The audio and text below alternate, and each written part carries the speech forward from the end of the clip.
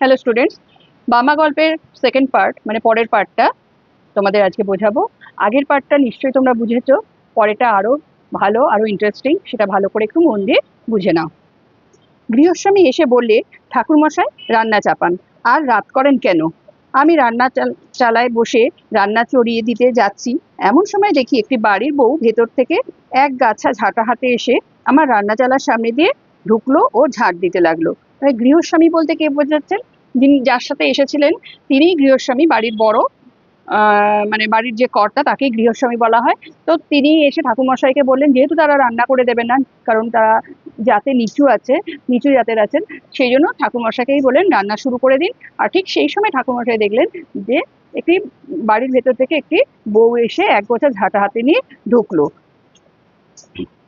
কুঠরির দরজা খোলা, আমি যেখানে বসে সেখান থেকে কুঠরিটার ভেতর দেখা যায়। আমি দু একবার বিস্ময়ের সঙ্গে দেখলুম বউটি ঝাড় দিতে দিতে আমার দিকে চেয়ে চেয়ে দেখছে। দু তিনবার বেশ ভালো করে লক্ষ্য করে মনে হলো বউটি ইচ্ছে করেই আমার দিকে অমন করে চাইছে। তো বউটি কুঠরির দরজা খোলা মানে ঘরটার দরজা খোলা, তাই দেখলো যে বউটি ঝাড় দিতে যেতে ঠাকুরমশাইয়ের দিকে তাকাচ্ছেন এবং দু তিনবার বেশ ভালো করে উনি দেখলেন, লক্ষ্য করলেন ঠাকুরমশাইয়ের দিকে, মানে ওনার দিকে তাকাচ্ছেন। আমি দস্তুর মতো অবাক হয়ে গেলুম। ব্যাপার কি? সম্পূর্ণ অপরিচিতা মেয়ে, পল্লীর গৃহস্থ বধূ, এমন ব্যবহার তো ভালো নয়। কি হাঙ্গামায় আবার পড়ে যাবো রে বাবা!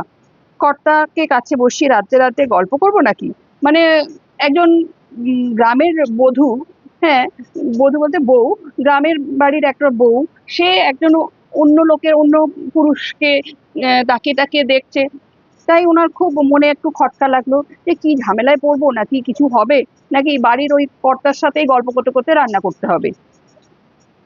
এমন সময় বউটি ঝাঁট শেষ করে চলে গেল, কিন্তু বোধ হয় 5 মিনিট পরেই আবার এলো।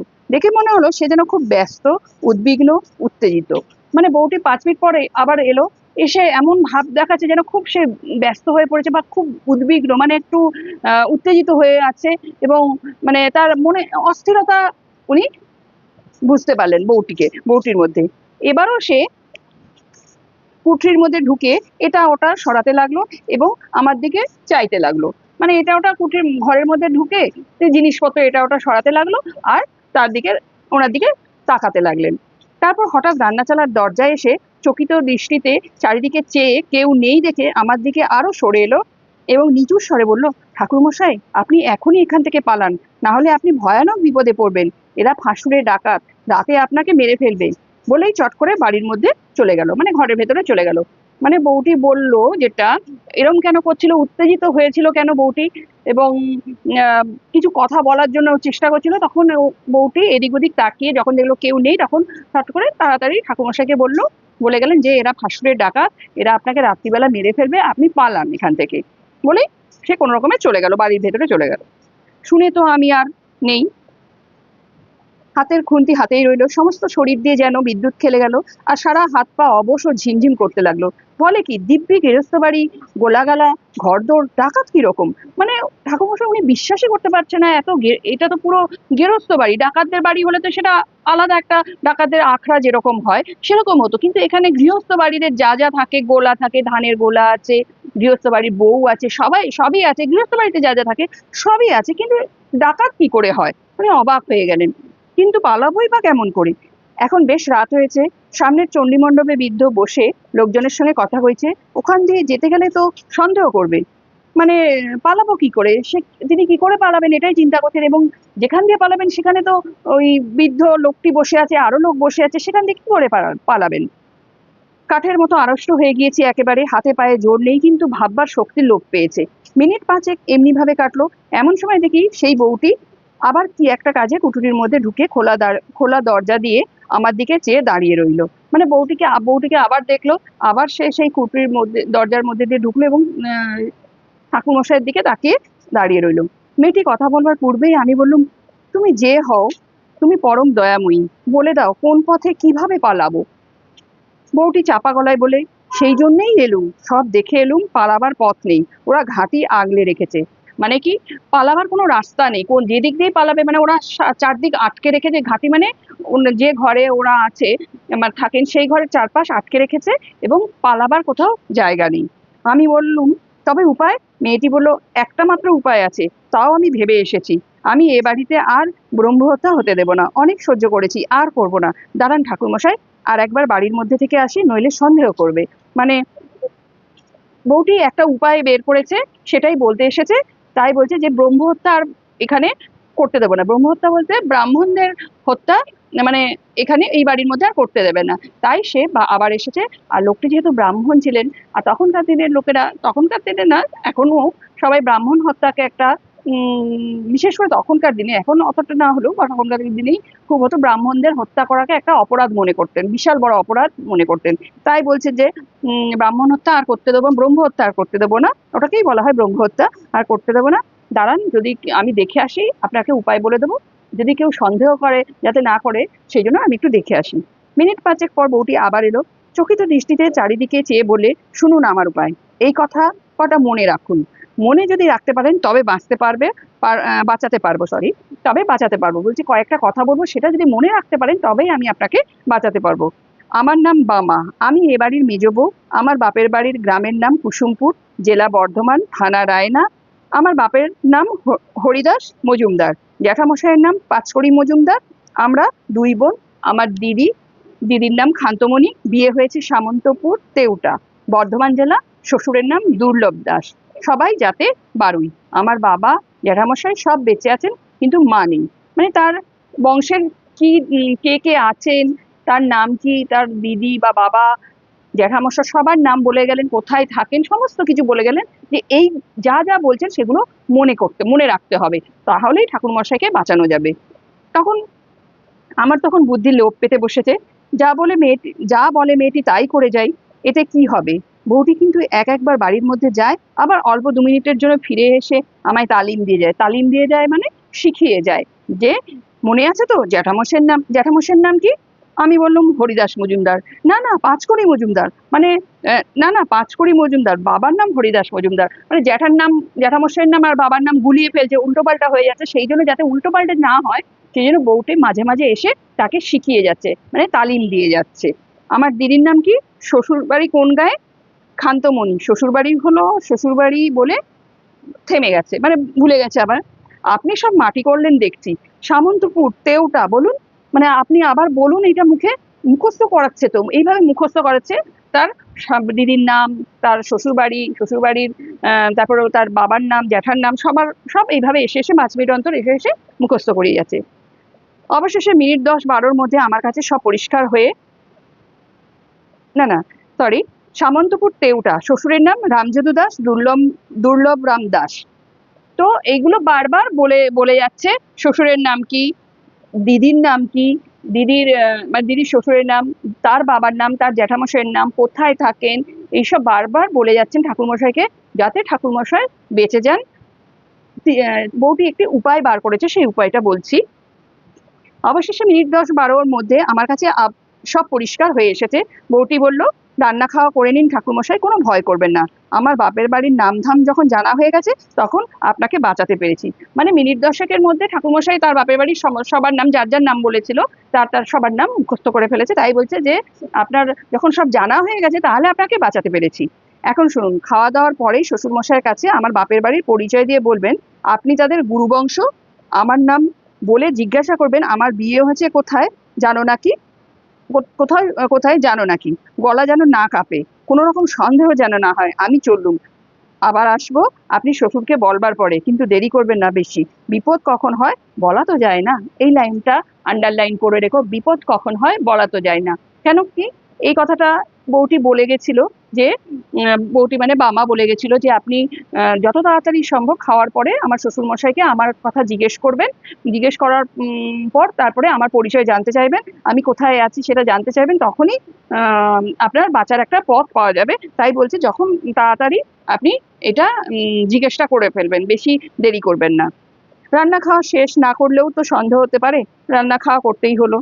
রাত্রের অন্ধকার তখন বেশ ঘন হয়ে এসেছে, রাত আন্দাজ 10টার কম নয়। আহারাদির পর নিজের পুট্রিতে বসেছি, আর আমার মনে হচ্ছে এবাড়ির সবাই যেন খাড়ায় রামদাতে শান দিচ্ছে আমার গলাটি কাটবার জন্য। মানে কি, ঠাকুমশাই যখন রান্না খাওয়া হয়ে গেছে, তখন সে একটা আওয়াজ পাচ্ছে, মনে হচ্ছে যেন শান দেওয়ার আওয়াজ, একটা শান মানে কি, রামদা বা কাঠারিতে কাঠারি, যাতে করে গলা কাটবে উনি ভেবেছিলেন, যে তাতে শান দিচ্ছে মানে ধার দিচ্ছে। সেটা ধার দিতে গেলে একটা শার্প করতে হবে, শার্প করতে গেলে একটা জিনিস দিয়ে ঘষা মাজা করতে হয় সেই রামদাতে। তো সেটার আওয়াজ যেন ঠাকুরমশাই পাচ্ছেন। এই সময় গৃহস্বামী স্বয়ং আমার জন্য পান নিয়ে এলো। বললে, কি ঠাকুরমশাই, আহারাদি হলো? এখন দিব্যি করে শুয়ে পড়ুন, মশারিটা টাঙিয়ে দিয়ে যাচ্ছি, রাত হয়েছে, আর দেরি করবেন না। মানে উনি আর যাননি, ঠাকুরমা ওই গৃহস্বামী মানে বাড়ির কর্তা নিজেই পান নিয়ে এসেছেন, পান দিতে। বলছে, কি ঠাকুরমশাই, খাওয়া দাওয়া হলো? এবার তাহলে শুয়ে পড়ুন, আমি মশারিটা টাঙিয়ে দিয়ে যাচ্ছি। আমি বললাম, হ্যাঁ, একটা কথা বলি। আমাদের এক মন্ত্র শিষ্য, বাড়ি কুসুমপুর, থানা রায়না, নাম পাঁচকড়ি, এ হরিদাস মজুমদার, মানে হরিদাস মজুমদার বা আমার বাবার নাম। তাই বলছে আমাদের একটা গুরু শিষ্য, মন্ত্র শিষ্য। মন্ত্র শিষ্য মানে কি, প্রত্যেক অনেকেরই দীক্ষা নেন। দীক্ষা হয়তো তোমরা শুনে থাকবে কথাটা। সেই দীক্ষা দেওয়া, দীক্ষা যিনি দেন, গুরুদেব দেন। তো গুরুদেব যাকে দীক্ষা দেন সে হলো শিষ্য। তারপরে দীক্ষা মানে তো মন্ত্র বলা, সেই মন্ত্র, ওই জন্যই বলছে মন্ত্র শিষ্য। আমাদের এক মন্ত্র শিষ্য আছে, মানে উনি গুরুদেবের কোনো একজন রিলেটিভ, সেই মন্ত্র শিষ্য আছে, তার কথা বলছেন।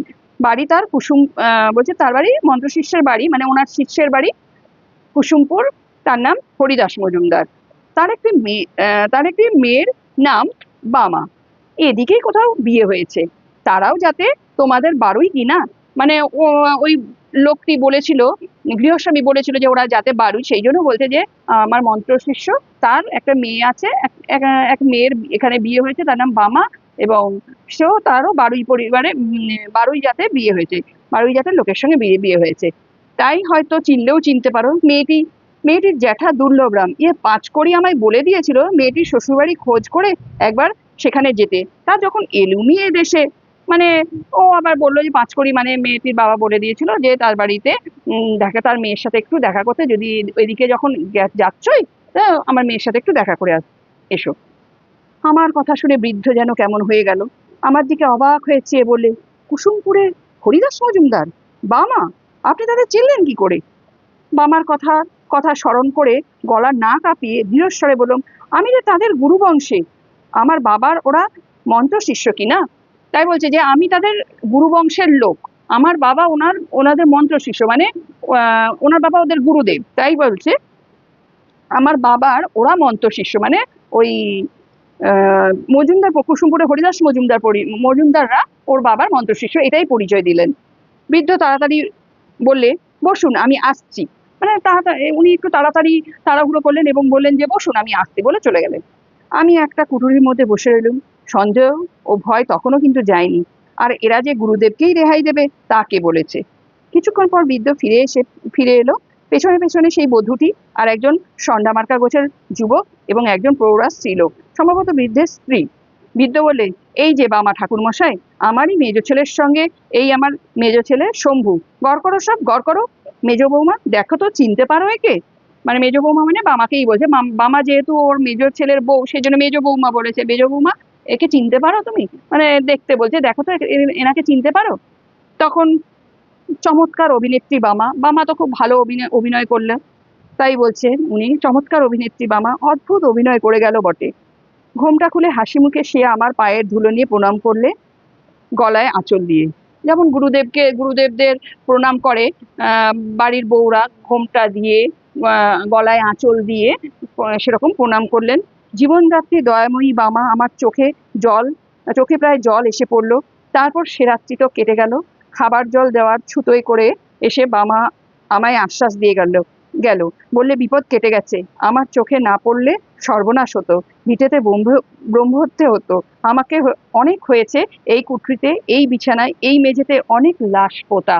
বলছে, বামা বলছে, অনেক হয়েছে, আমি যদি না, আমার চোখে না পড়তো, আপনি আপনি যে এখানে এসেছেন এবং ব্রাহ্মণ মানুষ এসেছেন, আপনাকেও তো মেরে ফেলতো। হ্যাঁ, আর এই যে ঘরে, যে কুঠরিতে ঠাকুরমশাইকে থাকতে দিয়েছে, সেই কুঠরির মেঝের তলায় অনেক লাশ এরকম পোতা আছে, যাদেরকে ধরে নিয়ে এসে, ওরা তো ফাঁসুরে ডাকাত, ধরে নিয়ে এসে মেরে তার সমস্ত, ফাঁসুরে ডাকাতরা কি করে, ওই তার মেরে টেরে তার সমস্ত জিনিসপত্র নিয়ে নেয়। এটাই তাদের পেশা ছিল, ফাঁসুরে ডাকাতদের। আমার মনের অবস্থা বলবার নয়, বললুম, পুলিশ কি গায়ের লোক কিচ্ছু টের পায় না, কিচ্ছু বলে না? মানে পুলিশের কথা বলছে, গায়ের লোকের কথা বলছে, এরা কি কিছু বলে না বা কিছু বুঝতে পারে না? কে কি বলবে? এ ফাঁসুড়ে ডাকাতের গা, সবাই এরকম। আগে জানলে কি বাবা এখানে বিয়ে দিতেন? বিয়ের পর সব ধরা পড়ে গেল আমার কাছে। এখন আমার একটি সন্তান হয়েছে, এ পাপ ভিটে বাস করলে তার অকল্যাণ হবে। ওকে বারণ করি, কিন্তু ও কি করবে? মাথার উপর শ্বশুর মশাই রয়েছেন, পুরনো ডাকাত দাদারা রয়েছে। আপনি ঘুমিয়ে পড়ুন বাবা ঠাকুর, আর ভয় নেই। মানে কি, ঠাকুরমশাই বলছেন যে এই ডাকাতি করে বেড়াচ্ছে, এরম লোকেদের হত্যা করছে, পুলিশরা কিছু করে না বা গ্রামের লোকেরা কিছু বলে না। তখন বামা বলছে গ্রামের সব পরিবারই এরকম ফাঁসুড়ে ডাকাত, তো তারা সবাই ডাকাত, কে সবারই পেশা এটা, তো এখানে কিছু করার নেই। আর ওর বামার বিয়ে হয়েছে যখন, বাবা মা কেউ জানতো না যে এরা ডাকাত পরিবারের। বামা আসার পর জানতে পারে যে এরা ডাকাত পরিবারের। তখন তো মেয়েদের বিয়ে হয়ে গেলে আর কিছু করার থাকে না, না? তখন সেই সময়কার সমাজে মেয়েরা নিজের থেকে চলে যেতে পারতো না। আর তারপর তার একটি সন্তান হয়েছে, একটা ছেলে আছে, সে তাকে ছেড়ে যাবেই বা কোথায়? তাই বলছে যে আপনি ঘুমিয়ে পড়ুন বাবা ঠাকুর, এটা তো ওর, এটা কপাল, ওর ভাগ্যে যা লেখা তা তো হয়েছেই। সকাল হলো, বিদায় নেওয়ার সময় বৃদ্ধ আমার 5 টাকা গুরু প্রণামী দিলেন। বামাকে আড়ালে ডেকে বললুম, তুমি আমার মা, আমার জীবনদাত্রী, আশীর্বাদ করি চিরসুখী হও মা। মানে বামাকে আশীর্বাদ করলেন তিনি। মামার মতো বুদ্ধিমতী নারী জীবনে আর আমার চোখে পড়েনি। কতকাল হয়ে গেল, এই বৃদ্ধ বয়সেও সেই দয়াময়ী পল্লী বধূটির স্মৃতিতে আমার চোখে জল এসে পড়ে, শ্রদ্ধায় মন পূর্ণ হয়ে ওঠে। মানে বামার কথা লেখক বলছেন, এত বয়সকালে এই লেখাটি লিখেছেন, বলছে এই বৃদ্ধ বয়সে ওই পল্লী বধূটির কথা, মানে গ্রামের বধূটির কথা মনে পড়লে আমার চোখে এখনো জল এসে পড়ে এবং তার প্রতি শ্রদ্ধায় মন ভরে ওঠে। এই হলো বামা গল্পটা, খুবই সুন্দর, আশা করি তোমাদেরও ভালো লেগেছে। খুব সুন্দর একটা গল্প, যেটা আমাদের বিভূতিভূষণ বন্দ্যোপাধ্যায়, লেখক বিভূতিভূষণ বন্দ্যোপাধ্যায় আমাদের উপহার দিয়েছেন। আশা করি তোমাদের ভালো লেগেছে গল্পটি। ভালো করে আরেকবার নিজেরা নিজে নিজে রিড করো, দেখবে যে কোনো কোশ্চেন আসলে তোমরা পারবে। কারণ খুবই সোজা গল্প, মনে রাখার গল্প। শুধু একটা জিনিস মনে রাখতে হবে, বামার পরিচয়, বামার গ্রামের, বা বাবার নাম, জ্যাঠার নাম, দিদির নাম, কোথায় বিয়ে হয়েছে, এইগুলো এগুলো সব মনে রাখতে হবে। এগুলো একটু মনে রাখো, ব্যাস, আর কিচ্ছু লাগবে না। এবার গল্পটা ভালো করে পড়লেই তোমরা যে কোনো প্রশ্নের উত্তর দিতে পারবে। তবু আমি তোমাদের কোয়েশ্চেন আনসার আবার দেব। প্রথমে গল্প কবিতাগুলো পড়িয়ে নিচ্ছি, তারপরে তোমাদের আস্তে আস্তে এক একটা চ্যাপ্টারে কোয়েশ্চেন আনসার দেবো, ইম্পর্টেন্ট কোয়েশ্চেন আনসার দেবো। তো আজকে এই পর্যন্ত, ভালো থেকো, ভালোভাবে পড়াশোনা করো। Thank you.